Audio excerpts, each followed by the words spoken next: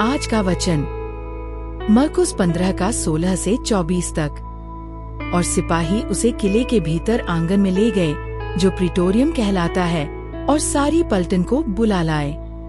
और उन्होंने उसे बैंगनी वस्त्र पहनाया और कांटों का मुकुट गूंथकर उसके सिर पर रखा, और ये कहकर उसे नमस्कार करने लगे, हे यहूदियों के राजा, नमस्कार।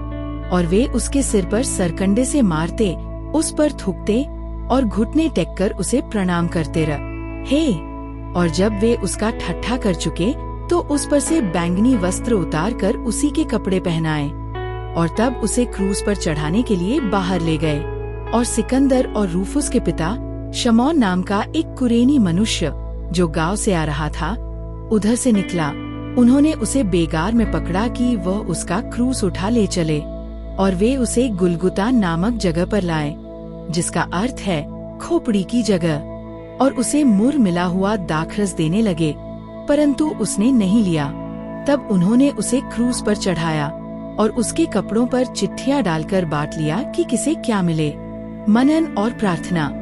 समकालीन डच चित्रकार एग्बर्ट मॉडरमैन की पेंटिंग साइमन ऑफ साइरीन में शमौन की आंखों में दर्द और जिम्मेदारी का भार स्पष्ट झलकता है। मरकुस 15 के वर्णन के अनुसार शमौन को भीड़ में से खींचकर जबरदस्ती यीशु का क्रूस उठाने को कहा गया। शमौन कुरेनी का निवासी था, उत्तरी अफ्रीका का एक बड़ा नगर, जहां उस समय बहुत से यहूदी रहते थे। संभवतः वह फसह पर्व मनाने यरूशलेम आया था, परंतु वहां वह एक अन्यायपूर्ण मृत्युदंड की घटना में खींच लिया गया, और फिर भी उसे यीशु की सहायता करने का ये छोटा परंतु अर्थपूर्ण अवसर मिला। मरकुस 15 का 21। मरकुस की सुसमाचार में पहले यीशु ने कहा था, जो कोई मेरा चेला बनना चाहता है, वह अपने आप का इनकार करे और अपना क्रूस उठाकर मेरे पीछे हो ले। 8 का 34। गुलगुता के मार्ग पर शमौन ने वही किया जो यीशु ने अपने चेलों से रूपक रूप में कहा था। उसने वह क्रूस उठाया जो उसे दिया गया था, और यीशु के खातिर उसे उठाकर चला। हमारे जीवन में भी क्रूस जिन्हें हमें उठाना होता है, कोई बीमारी, कोई कठिन सेवा, किसी प्रिय का वियोग, या अपने विश्वास के कारण विरोध। जब हम इन्हें विश्वास के साथ उठाते हैं तो हमारा जीवन लोगों को यीशु के दुख और उसके बलिदान की ओर इंगित करता है, क्योंकि उसी के क्रूस ने हमें परमेश्वर से मेल और हमारे जीवन की यात्रा के लिए शक्ति दी है। आज की प्रार्थना। प्रभु यीशु, धन्यवाद कि तू मेरे दर्द और संघर्ष को समझता है।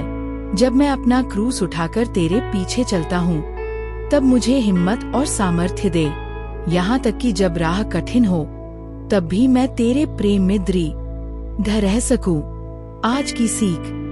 शमौन कुरेनी का उल्लेख तीनों सुसमाचारों में है, मत्ती 27 का 32, मरकुस 15 का 21 और लूका 23 का 26।